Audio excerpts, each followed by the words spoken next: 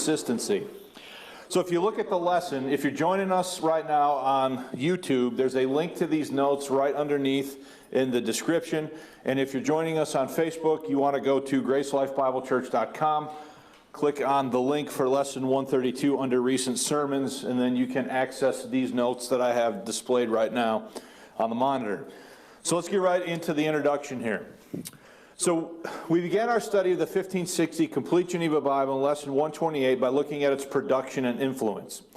So we looked at how it came about, the production of it, the printing of it, the influence that it had, and we will revisit a few of those points when we conclude our conversation about the Geneva Bible. But more recently, in lessons 129 through 131, we looked at the Old Testament of the 1560 Geneva Bible. Now, the reason why we spent so much time on that topic, that would be specifically the Old Testament, is because the Geneva Bible marked the first time that the entire Old Testament had been made available in English via, and this should say translation, I believe, via translation of the whole Hebrew text. So we made a lot of comments in the past about Tyndale and the portions that Tyndale was able to translate before he died. But the 1560 Geneva Bible is the entire Old Testament from Hebrew, okay? It includes the sections that Tyndale had previously done, plus all the sections that he was not able to finish before he was martyred. Moreover, in the readings where King James translators did not follow the bishop's Bible, they used readings furnished by the Geneva Bible in the majority of these instances. Consequently, it's important to observe the close connection between the Geneva and King James Old Testaments. So again, I've talked to you about this again. I'm going to lay this out in much more detail when we get there. But rule number one given to the King James translators was to follow the bishop's Bible unless the truth of the original determined otherwise.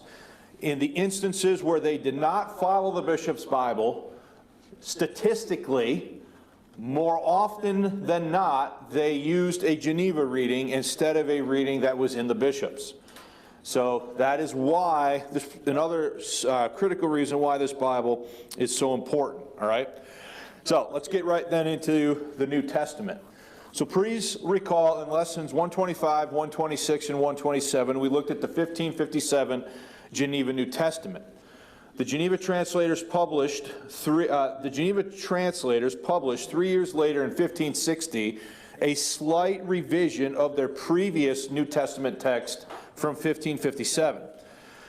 Regarding the 1560 revised Geneva New Testament, David Daniel, author of the Bible in English, Its History and Influence, states the following. So before I read the quote, let me just say something about that, all right? So, we know that in 1557, from Geneva, they did a what? A New Testament, all right? 3 years later, in 1560, they're going to translate the entire Bible, all right? So the entire Bible is going to be included in this 1560 Geneva Bible. So you can see then that, I mean, they're only with it. So the New Testament that is contained in this 1560 Geneva Bible is only 3 years removed from the one from 1557, right? So only 3 years are separating these. So there's not a ton of difference between them because they had just done it a few years earlier, okay? So the 1560 New Testament is going to be a slight revision of what they had already done in 1557. So let's look at this quote. So it's this quote right here. The text of the 1560 New Testament was a careful revision, no doubt, by Whittingham himself of that prepared by him in 1557. Now with slightly more attention to Beza's Latin text of 1556, but still closely following Tyndale. To illustrate the level of revision, the chief changes in the 1560 to the passage from Luke 2, see notes from lesson 126, so we already looked at that and we'll look at it again here in a minute, all right, are in verse 41, his parents went, so there's a change, his parents and of Passover, which we'll look at here in a minute. Verse 43, and his and had finished the days thereof, remained, and Joseph knew not his mother, and Joseph knew not nor his mother. Verse 56, and it came to pass 3 days after, verse 49, knew yet not. For this passage, the 1560 New Testament keeps all of the 1557 notes, merely reducing the first references to that from Deuteronomy. Okay, so I'll explain what all that means, all right? So let's look at what he's talking about. So if you look at the next point, I'm going to show you exactly what he's talking about.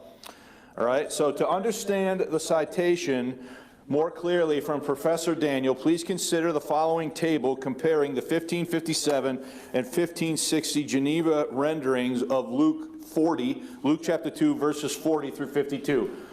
Okay, so here's what we have. We're going to use a format that we've used before to look at this, all right? On the left-hand column, you have the Geneva New Testament from 1557. In the right-hand column, you have the Geneva New Testament from 1560. Anything that is underlined in the column for 1560 indicates a change from the previous one, okay? So just, again, to point out the obvious here, these are only 3 years removed from each other, right? So unless they found something that they thought was like a gross error or something along those lines, should we expect to see relative similarity between what they did in 1557 and what they did in 1560? But we need to look at exactly what we're dealing with here, okay? So let's start with verse 40. So you guys have this in front of you in your printed notes, but I also have it up here on the screen, right? So look at verse 40 from the 1557.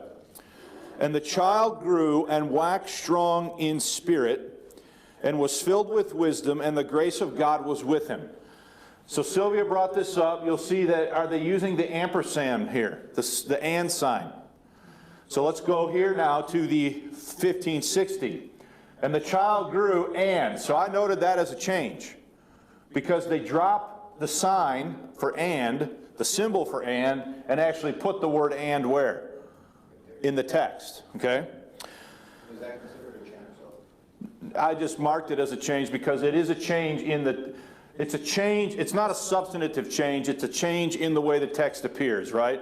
Here you have just a symbol indicating and here you have the actual word what? And, all right? So let's look at verse 40 in the 1560. And the child grew and waxed strong in spirit and was filled with wisdom, and the grace of God was with him. Now, we should also underline, that I forgot, we should underline the S on spirit. So you'll notice that there's a capitalization on spirit here that there wasn't here. Now, that could be substantive, right? Because if you capitalize spirit, you seem to be indicating now the third member of the Godhead, the Holy Spirit, right? So there is a change there that I overlooked when I went through this. So again, let me just make a brief disclaimer. When you're comparing stuff like this, if you look, after a while, your eyes kind of go sideways, okay? So if I miss one, you let me know, and we'll make sure that we add it to the corrected copy of the notes, all right? So let's go to verse 41. So 1557, verse 41. And his father and mother went to Jerusalem every year at the feast of Easter. Okay? Verse 41. Now his parents went to Jerusalem every year at the feast of what? Passover. Okay, so this marks the first time, the 1560 occurrence of Passover here marks the first time that the word Passover is used in the New Testament text of the English Bible to refer to the Jewish feast. All right? Previous to this, it had always been referred to as what? Easter. And we went through a whole study on that. I've written a whole book about that, right? So we do see some changes here. Notice that, and his father and mother just is now shortened to what? His parents went to Jerusalem every year at the feast of what? Passover. Okay, so there's a few changes there in verse 41. So don't turn off of page 1 yet. But so you're looking down here, right? Let's just go up a little bit, and I just want to point this out to you, right? So in this quote, Professor Daniel, notice in verse 41 he talked about his parents went and of what? Passover. So in that quote, what is he talking about? He's talking about those changes right there. Okay, now it's hard to see and understand what he's talking about in the quote, which is why I gave it to you like this so that you can actually what? See it for yourself. All right, so let's go to verse 42. Verse 42. And when he was 12 years old, so this is 1557, and when he was 12 years old, they went up to Jerusalem after the custom of the feast. 1560. And when he was 12 years old, and they were come up to Jerusalem after the custom of the feast. So there's a change there that I missed, right? There's a little bit of a wording difference between the 1557 and the 1560. All right? So I told you that after a while, my eyes kind of go sideways trying to compare all this stuff. All right? Let's look at verse 43. So we also have a spacing issue there that we got to fix so that they're not... I try to keep everything on the same lines so that they're easy to look at as much as possible. Let's look at verse 43 in the left column. And when the feast was ended, as they returned home, the child Jesus abode still in Jerusalem, unknowing to Joseph and his mother.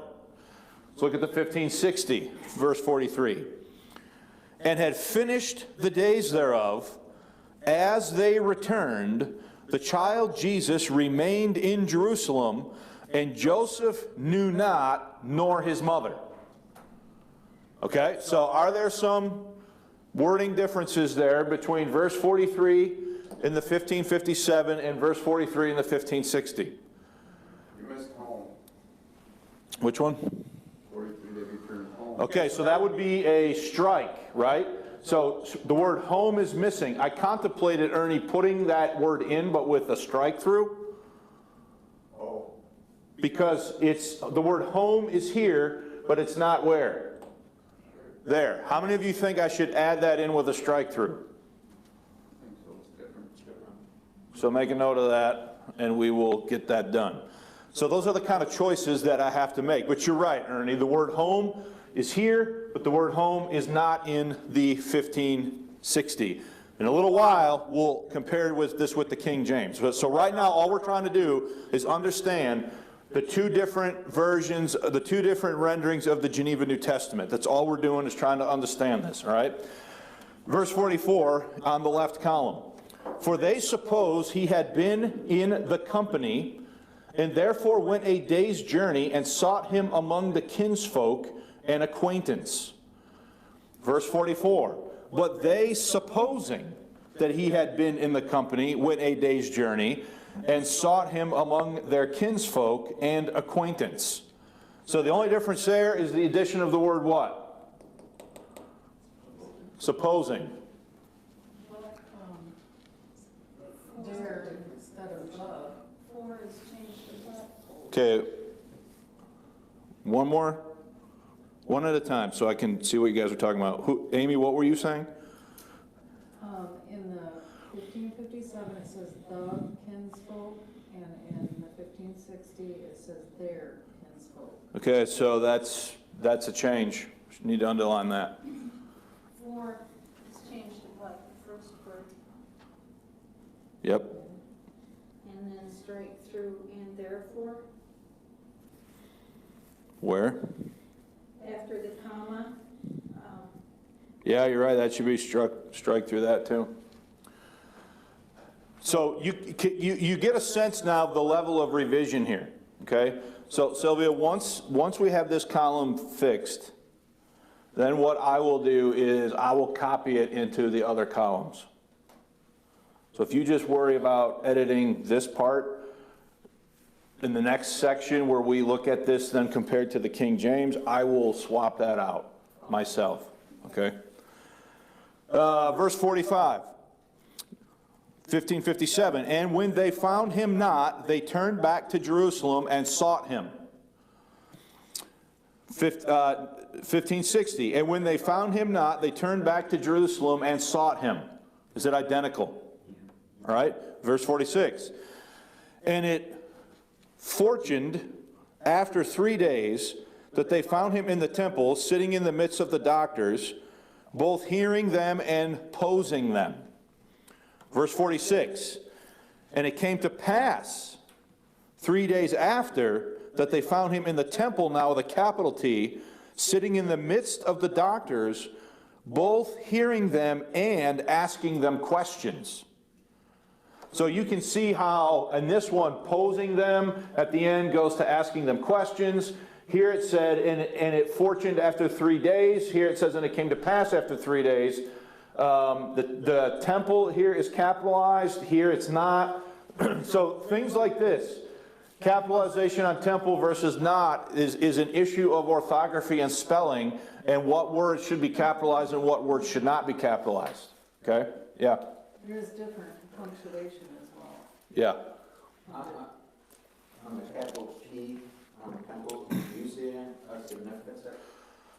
I mean, is it a proper temple? I would say, well, I mean, there's the Jewish temple, but like this is a real sort of thorny issue for a lot of people, right? I'm just not. For me, now the one on spirit, that to me is That I can see. that is a potential problem. But stuff like this, I'm not totally sure what I think about that. I don't think that's changing anything. Anybody who's reading this knows what temple it is, whether it's capitalized or not.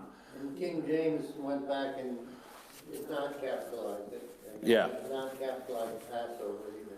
So there's these. So that's what that shows you is disagreement about the orthography of English words and how words should be spelled and what words should be capitalized. Okay, the same thing's true like even in the 1611. The 1611 King James Bible will capitalize like a word like angels. Later on, in later editions of the King James, that's not capitalized unless it's talking about a specific angel, right? So some of this stuff, there's some gray areas when it comes to some of these things. But what I'm saying is we're just noting the changes, right? That's what we're doing. Now, listen. I understand that there might be a certain element of tediousness to this. But it is absolutely essential that we understand what is going on here because a lot of people are making false claims about the King James.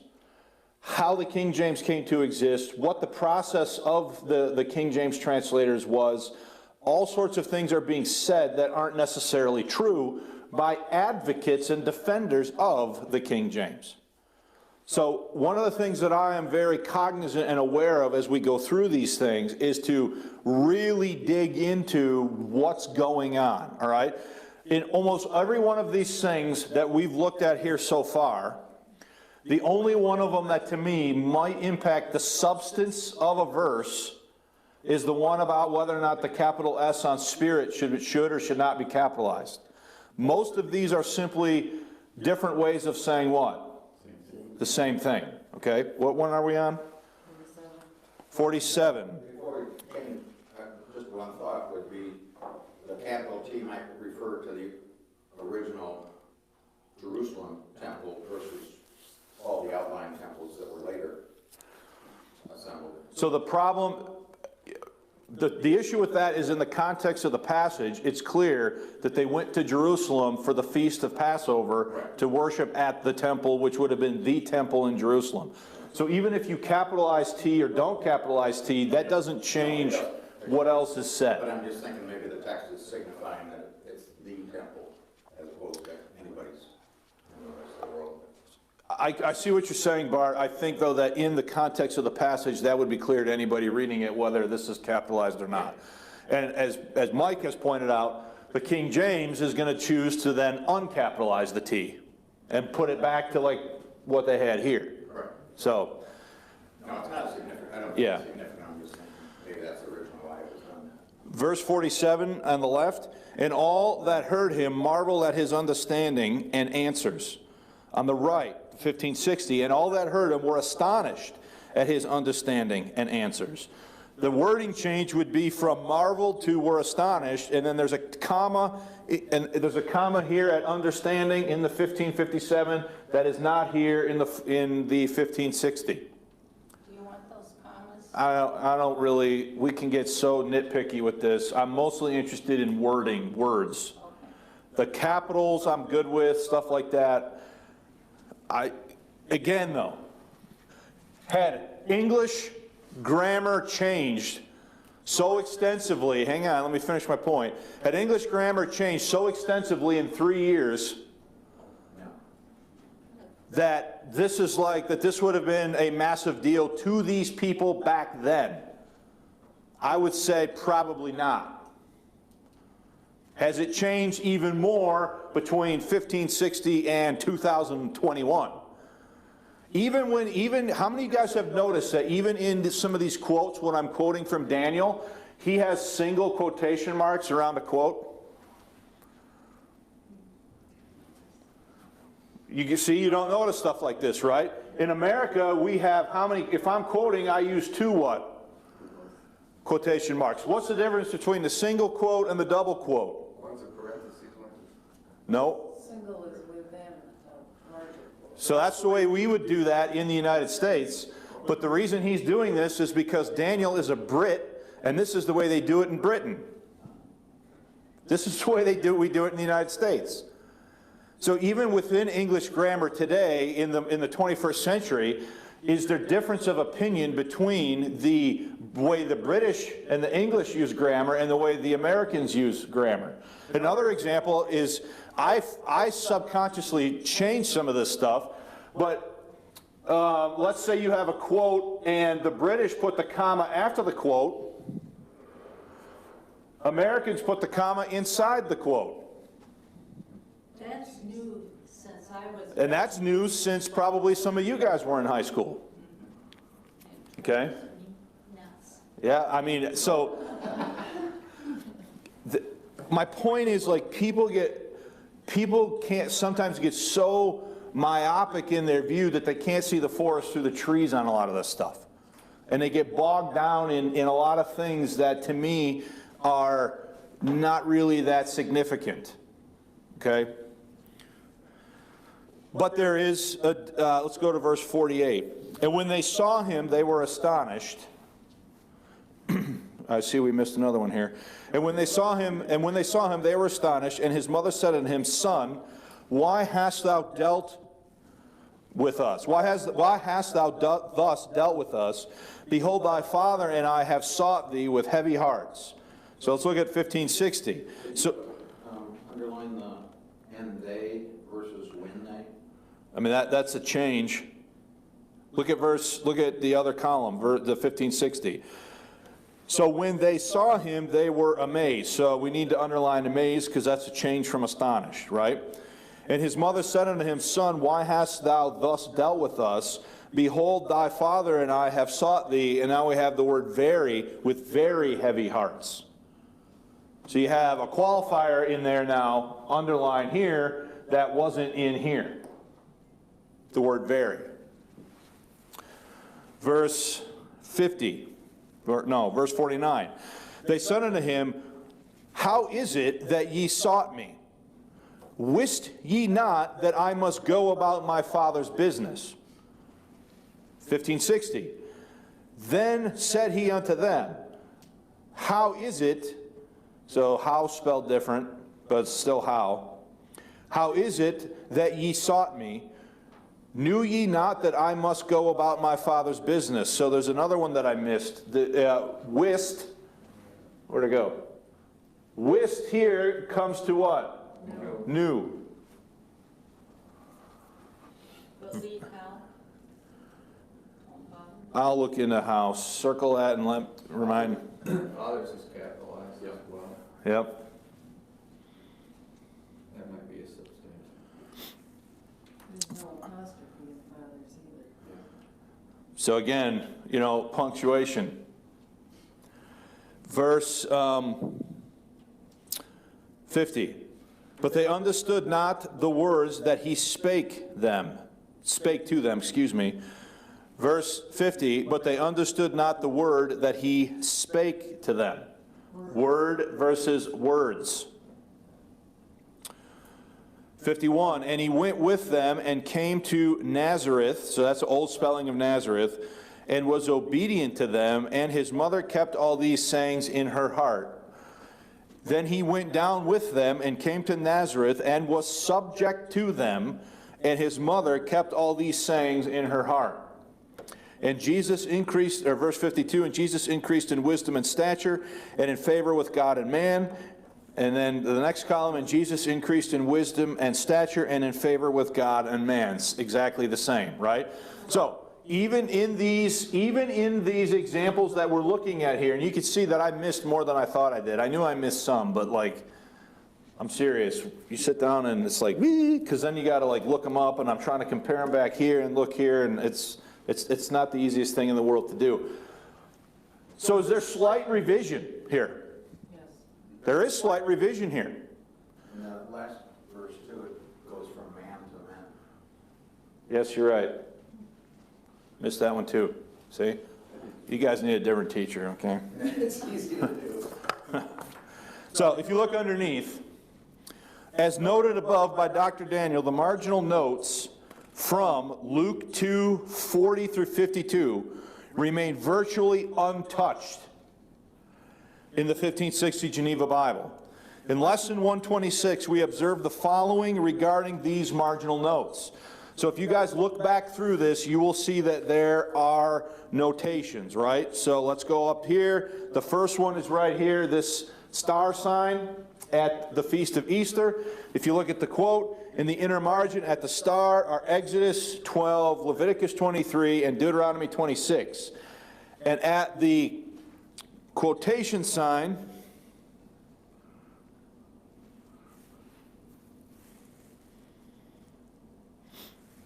for doctors, on doctors, where'd it go? I just saw it. Right here. In the margin, it said, or learned men.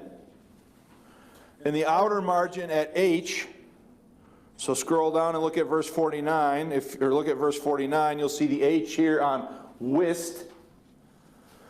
For that, the margin says, our duty to God is to be preferred before father and mother. And at the I, in verse 50, where it said, understood not the words, the margin had, for his vocation was not yet manifestly known. So all of those marginal notes are essentially exactly the same in the 1560 as they were in the 1557. There's only one change. Look at the next point. The only difference is the marginal note. The only difference in the marginal notes on this passage is the 1560 reduces the note for the star, and it is reduced from Exodus 12, Leviticus 23, and Deuteronomy 26 to simply Deuteronomy 26, verse 1. So they took out two of those references and they just left it with the Deuteronomy 26. That's the only difference in the marginal notes between the 1557 and the 1560. Okay, now, is everybody following this? So because I missed some stuff in the one that we just went through, let's go to page 3. There'll be the same things I missed will still be there. So what Sylvia is going to do, if you guys look at the center column, she's going to, this is the same information that we already looked at up here. I just copied it down and put it into this table. So what I want to look at this table now is the 1557, the 1560, and then what? The King James, okay? So now we're going to look at yet another layer of comparison to see, okay, well, how much does this text change now between 1560 and 1611? Is everybody following that? Okay. So I'm at the top of page 3, and I want to read that quote.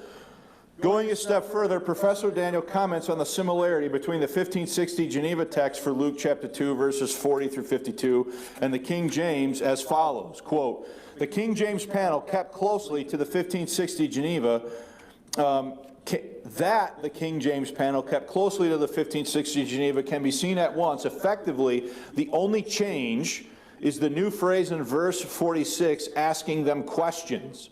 Please consider the following table comparing the 1557 and 1560 Geneva New Testaments with the King James reading for Luke chapter 2, verses 40 through 52. Now, we've already compared this one with this one, right? So now what we want to do is we want to compare this one with this one. So are there slight changes between 1557 and 1560? So now what we want to do is we want to try to understand the changes that are introduced between 1560 and what? 1611. All right? One question. Yeah. The Geneva, was that an English translation of what the Catholics had done in Italy? Or where does No. Geneva fit in? Is that?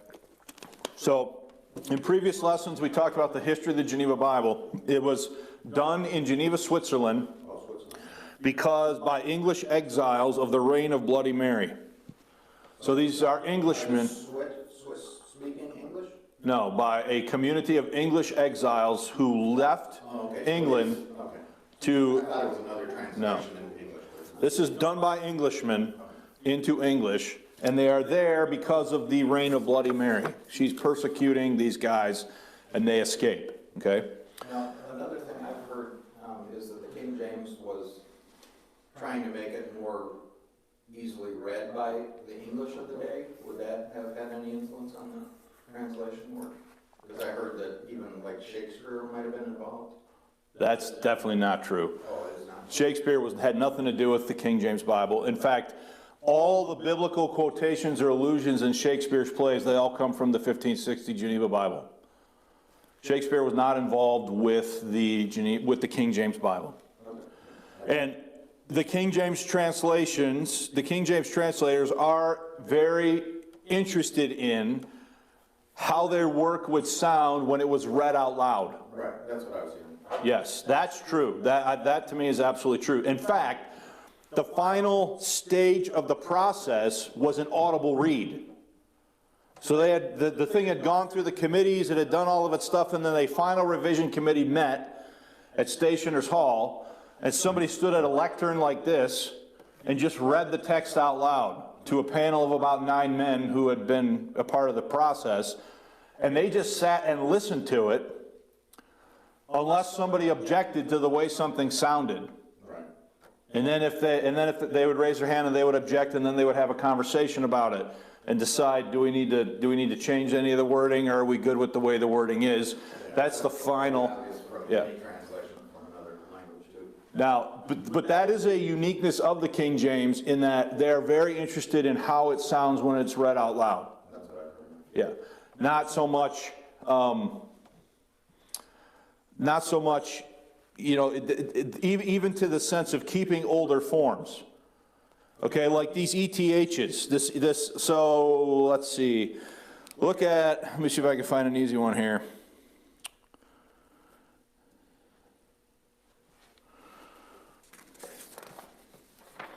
Well, they kept whiskey not in verse 49. Yeah, they keep that. If you go in your notes, just drop down to page 6 quick.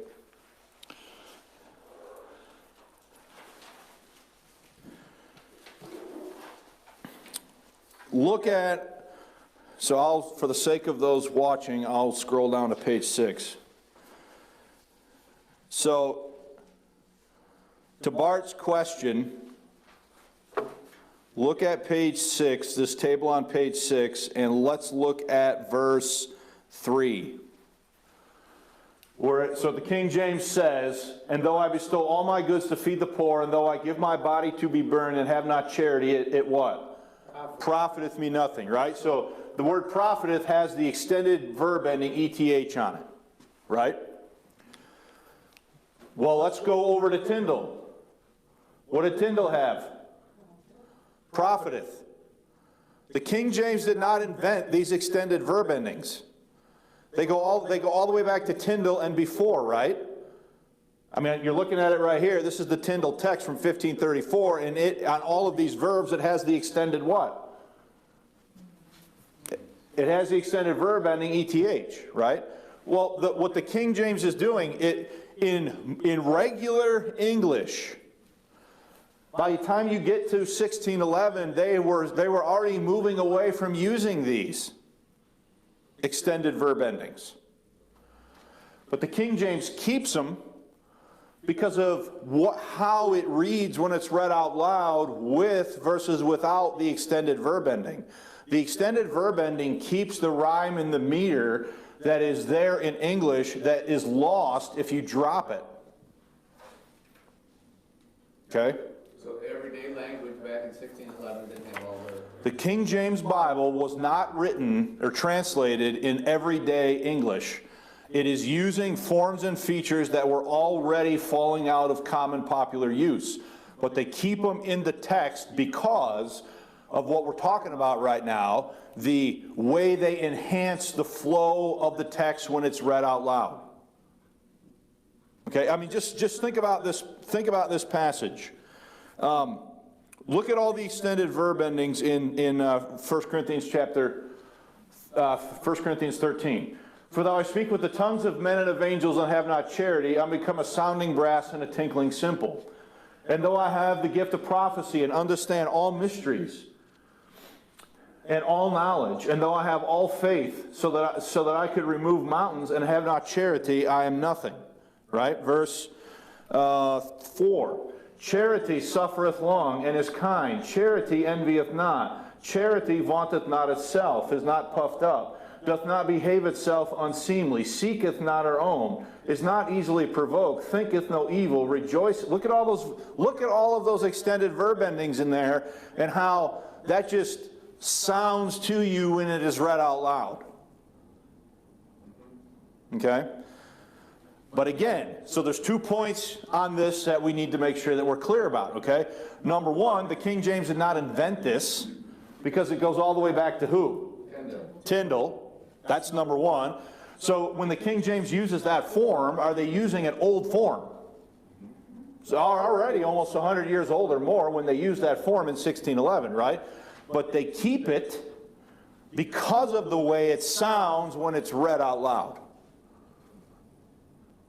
Okay? Now, to Shakespeare, to the point of Shakespeare, I do want to say, while Shakespeare was not involved in the translation of the King James Bible, he was not on the committee, he was not involved in it, he is indirectly involved in the following way.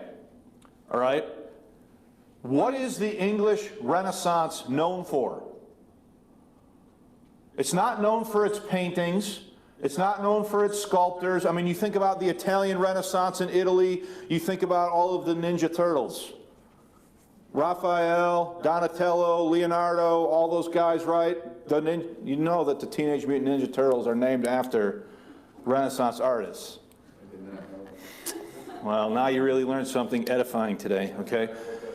But they were sculptors, they were painters, they were all of these things, right? What is the English Renaissance known for? The English Renaissance is known for its literature. It was a literary culture that Shakespeare was heavily involved in, right? So these guys had an ear that was tuned to the auditory of language. So when they sit down to make the King James Bible, this is the culture that they're reared in, and this is one of the things that matters a lot to them as they do this. Now, none of that's in the notes, but hopefully, you follow what I'm saying, though? So the English language was at its apex about when? Right in this time frame. Right in this time. Mm-hmm. And I'll say this, too. So if you take a high school English class right now in 2021, they still will probably go through a play of Shakespeare. Be it Hamlet or Macbeth or Romeo and Juliet or something, they will go through a play of Shakespeare, right? Let me say this. Shakespeare's plays were never intended to be studied. They were always intended for the stage. They were never intended for you to just sit there and read, you know, a Tu Brute and all this stuff, right? And be like, yeah, that's great. They were always meant to be what? Entertainment. They were always meant to be acted out. All right? So, in that age, in that era, this is the culture that these King James translators are coming to age in. So they're aware of the power of the English language and its oratory. And so they're very much dialed into that when they sit down to do their work. Okay? All right, so any other questions about that? I'm sure you have them, but I'm going to ask you to hold them until we get to that point. I got a whole lesson plan just talking about that. All right, where are we at? Page 3? Okay. So let me just say something to you guys. I'm going to, when I'm done with this lesson, like we're done with this and you can study the rest of this on your own, because I want to move on to the next point about the Geneva Bible.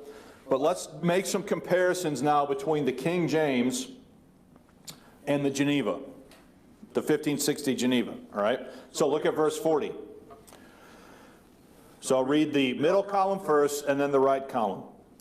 The child grew and waxed strong in spirit and was filled with wisdom, and the grace of God was with him. Okay? Now look at the King James. And the child grew and waxed strong in spirit. Notice that spirit goes back to what? We definitely need to underline that, right? Because remember we talked here that this could substantively impact the text, right? Now what does the King James do? It brings it back to a lower case. And the child grew and waxed strong in spirit, filled with wisdom, and the grace of God was upon him, versus, and the grace of God was with him. Does everybody see that? Next verse, verse 41. Now his parents went to Jerusalem every year at the feast of Passover. King James, now his parents went to Jerusalem every year at the feast of Passover. Is it the same? Yeah. Verse 42. And when he was 12 years old, and they were come up to Jerusalem after the custom of the feast. Verse 42, and when he was 12 years old, they went up to Jerusalem after the custom of the feast. Is it exactly the same? Verse 43. No, it's not the same. What did I miss? They came, when they were come, They were come versus they went up. And was left out. Yep. You got those, Sylvia? No, because I was looking at Passover and the one before. Passover should be lowercase p. For King James? Yeah. Okay. Oh, it should be? It should be, yeah, that's my mistake. Verse 42, middle column. And when he was 12 years old, they were come up to Jerusalem after the custom of the feast. King James, and when he was 12 years old, they were come up to Jerusalem after the custom of the feast. Verse 43, and had finished the days thereof, as they returned, the child remained in Jerusalem, and Joseph knew not, nor his mother. King James, and when they had fulfilled the days, as they returned, the child Jesus tarried behind in Jerusalem, and Joseph and his mother knew not of it. So, are there clear wording differences between verse 43 here and verse 43 here? Yes. Are any of them substantive? No. None of them change the content of the verse. Okay? None of them change the content of the verse. Verse 44. But they suppose, middle column, but they supposing that he had been in the company, went a day's journey and sought him among their kinsfolk and acquaintance. King James. But they supposing him to have been, there's one there that I missed, to have been in the company, went a day's journey, and they, so there's a they there, that's not in the other one, and they sought him among their kinsfolk and acquaintance. Again, is the King James a minor revision? Does the King James appear to be here a minor revision of the Geneva? All right. Verse 45, middle column. And when they found him not, they turned back to Jerusalem and sought him. And I missed some stuff here too. And when they found him not, they turned back again, so that's not there in the middle, to Jerusalem, seeking him. How did I miss that one? It's easy. Jeez, but it's so easy to miss. When you have 3 columns like this and you're trying to compare across all 3, that's why I have you guys to fix me. Verse 46, middle column, and it came to pass 3 days after that they found him in the temple, capitalized, sitting in the midst of the doctors, both hearing them and asking them questions. King James, verse 46, and it came to pass that after 3 days they found him in the temple. So, Mike, I think we need to leave that capitalized because it was capitalized in the 1611. Oh, it was? Yes.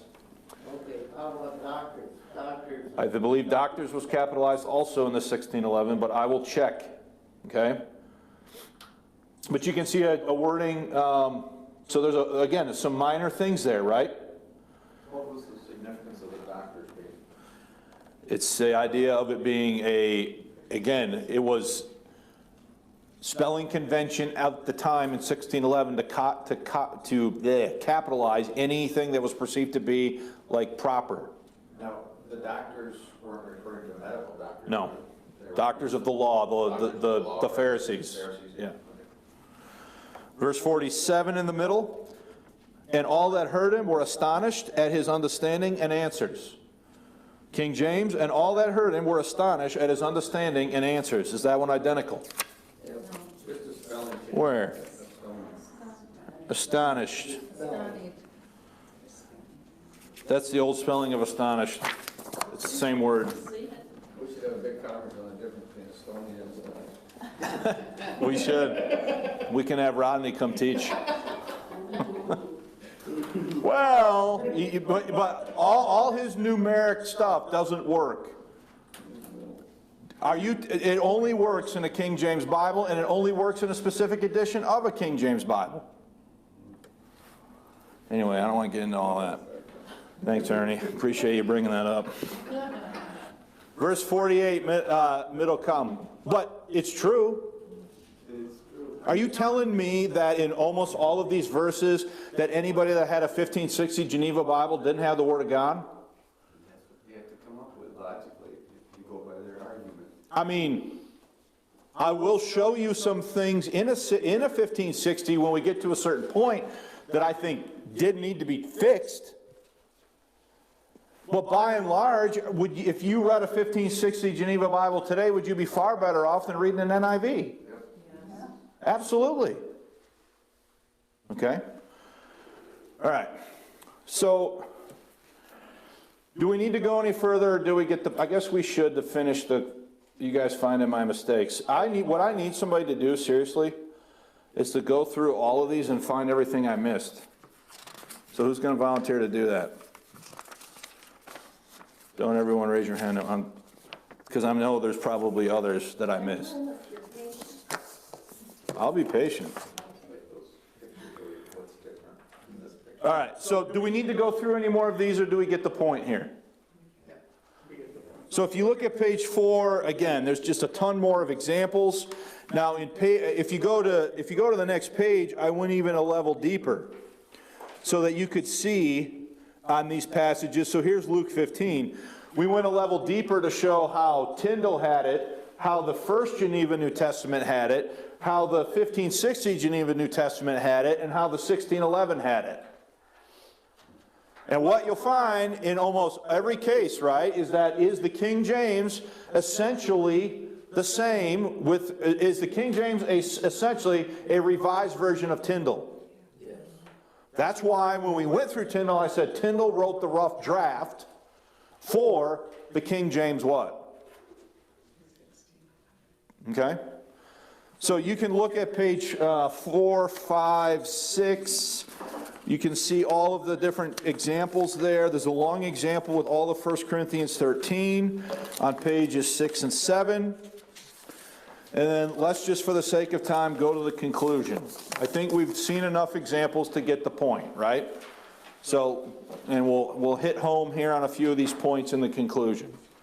So, the New Testament as found in the 1560 Geneva Bible was a slight revision of the previous 1557 New Testament. I think we've seen enough examples to prove that beyond doubt. Okay? So, as we think about this, look at the next point. Studying the textual facts found in the translational history reveals conclusively that God did not dictate the English Bible to the King James translators. That absolutely did not happen. If he did, he must have done it for the previous versions. If he did, he would have had, yes, if he did, he would have had to done it for the previous ones too, because are they all essentially the same? At least in the New Testament, the stuff we've looked at here in these examples. So, studying the textual facts found in the translational history reveals conclusively that God did not dictate the English Bible to the King James translators. So when you hear people say, so I'm leaving the notes for a second, when you hear people say things like the following, that the translators could read and speak and meditate in Greek, and that they knew all of this stuff, and they knew all the nuances of the Greek and all this sort of thing, that might be true. It probably was true that they knew Greek better than I do, or probably too many people that are alive today, right? But they weren't just sitting at a table waiting for God to impart to them on high what the Word of God should be in English.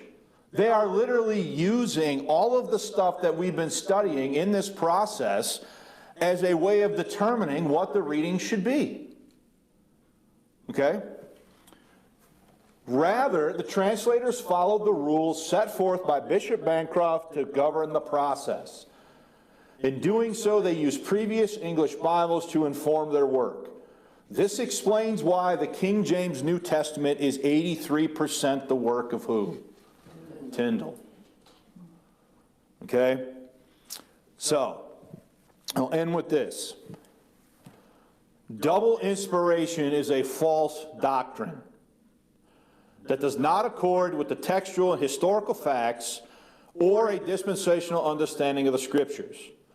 Statements such as the following are dangerous and need to be repudiated. Quote, yeah, the originals were inspired, but you know what? The Holy Spirit controlled every word that came down on this book, pointing to his King James Bible. Oh yeah, there's men out there using the sleight of men and dishonestly handling the Word of God.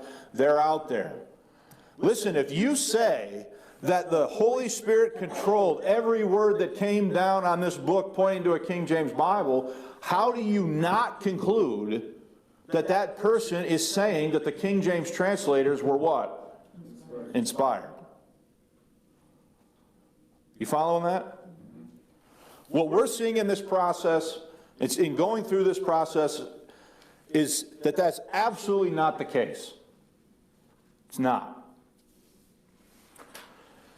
So, stuff is being said out there, and I'll just be honest, who said this? Scott Ray said that in his video, that your faith should not stand in the wisdom of men. And he's talking, when he says there, yeah, there's men out there using the sleight of men and dishonestly handling the Word of God, who do you think he's talking about? You? He's talking about me. He's talking about me because I happen to believe that all this process that we're going through explains how we got our English Bible. It was a process, right? And another thing I want to end with before we go, everybody turn in your Bible to Psalm 12.